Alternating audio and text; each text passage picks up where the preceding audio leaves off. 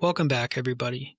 My name's Neil, and you're watching the Cottage Chronicles. When we left off, I had just caught a drum that was the biggest freshwater fish that I've ever landed, and it was beginning to feel like things were coming together. It was like I'd graduated from being a weekend warrior to a real bona fide angler. I was full of excitement for the season to come, and I really thought that the game was more about patience than one about wit. I had a chance to put that theory to the test as soon as I got home. For 13 weeks, it rained nonstop. The cloud cover lingered and lingered. It was the kind of weather that makes you want to stay home and watch guys in Florida catch snapper and snook on YouTube. But still, I went out to the river, half soaked, just camera rolling, convinced that it would be worth it as soon as I caught an epic fish on camera. Well, when the day finally came, a giant pickerel took my jerkbait.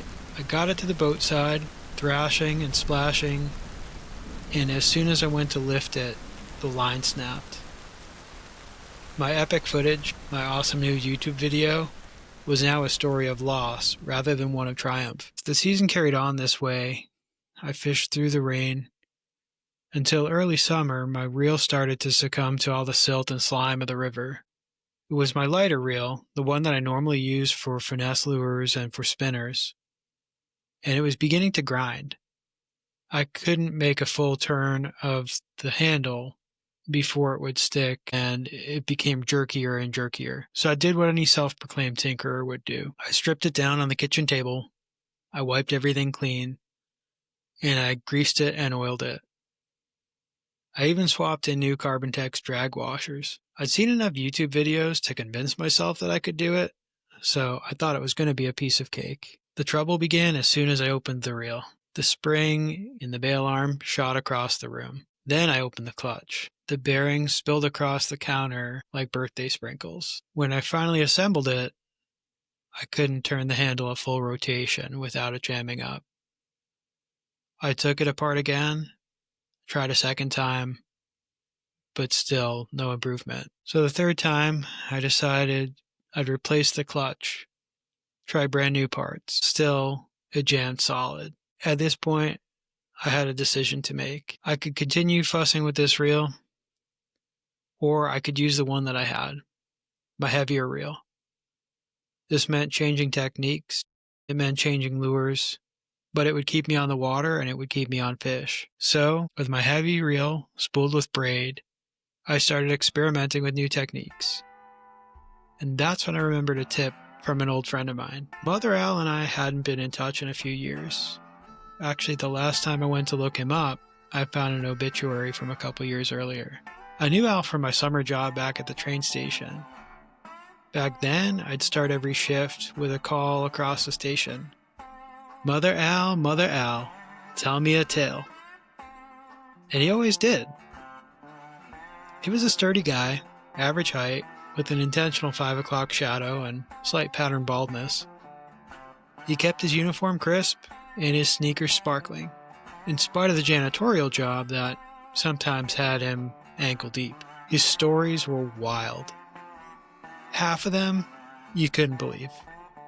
The other half I definitely could not share on this podcast. But he was the kind of guy that lived to make people laugh.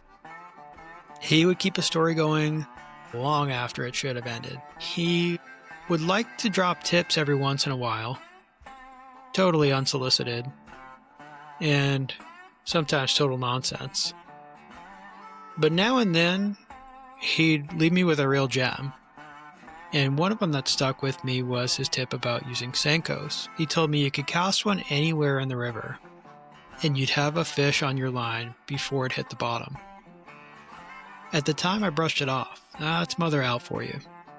A little bit Mother Goose, a little bit Anansi the Spider, and an absolute legend, at least in his own mind. But now, with the reel broken in pieces at my kitchen table, with one remaining reel to use, and no fish to show for it, his words came back to my mind. I had dozens of packs of Senkos in my shop. I'd never actually fished them, so I thought maybe now it was time to tie one on.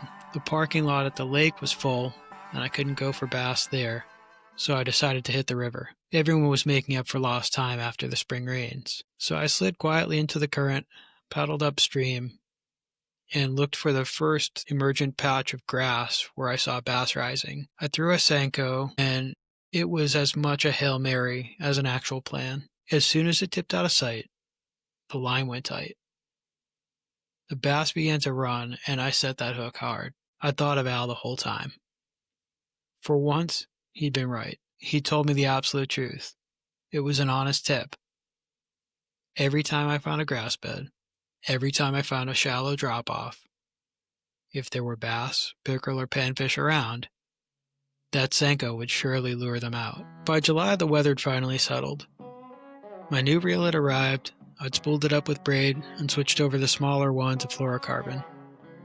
On its maiden voyage, I tied on one of the jigs that I'd assembled last year. It was a weedless swim jig with a chartreuse head, a perch-colored skirt, and a large orange trailer. I'd picked this combination specifically for fishing this area, right along the edge of the pickerel weed. First cast landed a bass right out of a TV show. It leapt through the air, it ran, and it fought like a fish twice its size. Cast after cast revealed many equally eager small fish throughout the day. The fishing was so good I convinced my dad to join me the next day to try to relive the magic. The river had other plans. We paddled and cast until our arms could not take it any longer. I'd landed a few small fish, and Dad had nothing to show for his efforts. As we were at the launch, getting ready to load our gear back in the truck, a small piece of metal caught my eye. Buried halfway in the sand near the edge of the water, I saw a silver-black tab that looked like it came off the top of an energy drink can. I sighed, thinking it was more litter, another cleanup chore before I packed up. But when I picked it up, I froze. It was the lure. The haunted one. It wasn't the exact same lure, but the same pattern, the same color, even the same style of dressed hook. I laughed this uneasy laugh, halfway between exhaustion and disbelief. "Here we go again," I said, showing it to Dad. He didn't know the story. Not really. He'd listened to me tell it in person or on the podcast, but he hadn't lived with the curse. He hadn't tried to return the lure to the depths. I slipped it into my tackle tray, waiting for an opportunity to throw it when the pickerel or perch were biting. It was a quiet day the first time I saw him. The air was thick, and I was fishing the densely shaded brush piles upstream from my favorite kayak launch. I was playing cat and mouse with a stubborn bluegill when I heard a faint splash behind me. A canoe, old and worn, with a spider web of paint that was almost flaking off, rounded the bend. In it sat an older man, upright but comfortable, with a couple of fishing rods on either side. He came from downstream and paddled with a clear destination in mind. When he reached me, he slowed down, nodded once, and asked the question that every angler asks another on the river. "Any luck?" We traded small talk. He told me about his favorite smallmouth lures and a few other favorite local spots. And after a few minutes, he kept paddling upstream, disappearing around the bend as quietly as he'd arrived. I headed back downstream to my truck, hooking a beautiful largemouth over a grass bed where the old man had appeared shortly before. Weeks passed by before I saw him again. By then, the jig bite had slowed, Senko had lost its magic, and I'd started catching trout again. 3 of them over 2 trips. The first was a thin holdover. The next 2 were fat, and their sides were vibrant and rosy. Didn't make sense, though. The state hadn't stocked yet. At least they hadn't updated the stocking map. And then, on an afternoon like any other, I heard the sound again. That slow, familiar rhythm of paddle and hull. He came from the bend. The eggshell-cracked paint caught the light, and I recognized it immediately. I told him about the trout. He nodded, like he'd been expecting me to say that.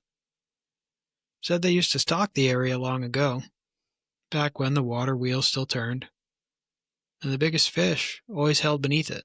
We talked for a while, longer than fishermen usually do. About trout, seasons gone by, about the water that used to be colder and clearer. It felt oddly familiar, like he thought I was somebody he used to know. That night, I couldn't stop thinking about the water wheel, and about the fact that I'd now seen this man twice, both times when I was alone and exhausted.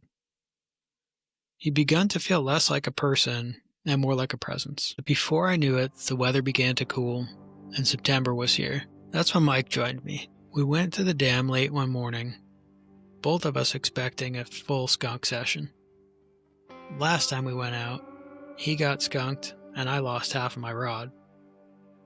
This time, he'd barely started fishing when he hooked into a big clump of grass. I was casting idly, not really expecting anything. Then my spinnerbait disappeared. I set the hook hard and told Mike to get ready. He grabbed the rod from my hands and guided the bass out of the dense grass. When it got to the wall, I netted a ball of muck that was equal parts fish and river bottom. I was beaming. I'd put Mike onto his first bass, and he helped me land the biggest fish that I've caught in 20 years of fishing that spot. It felt like the curse had been lifted. The next day, I went back out with my dad. Another dam, same spinnerbait, same result. Another big bass, and then a pickerel that measured 23.5 inches. My personal best. Things got busy after this. I caught a couple more trout and a fall fish on one of my lunch break missions, but the river got quiet. It was early October when I decided to take my fly rod out again. I decided to target trout or see if I could find where the fall fish were holding now that the weather had cooled off. There were no signs of life, so I moved on to the railroad trestle on the other side of town. That's when it happened. As I was getting my spinning rod out of the back of my truck, I shut the door to feel a thump and a sharp rebound. When I looked down, I saw my old glass fly rod crushed and hanging halfway out the rear driver's side door of my truck. I just stood there stunned. Not angry at first, just numb.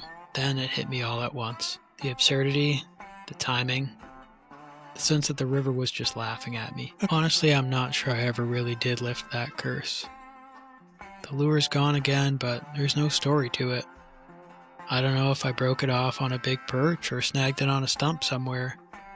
I'm sure it's on the river bottom, waiting for me to find it again next year or waiting to taunt the next unfortunate angler. I think back to the drum at the beginning of the year and how confident I was going to have an awesome YouTube channel. I was going to have the season of a lifetime. I had some awesome catches along the way and some really great misses. And from all of this, I've tried to take away a few lessons. I think there's a story in everything. That's part of why I have my podcast. And the best I've come up with is this. Mother Owl reminds me of old lessons I already knew, but ones that I forget from time to time. He always tried to teach me about laughing at yourself and laughing at the situation around you. Not letting the world get the best of you and not taking yourself too seriously. Be part of the joke. Own your narrative. The old man, he taught me that there are stories that are older than me.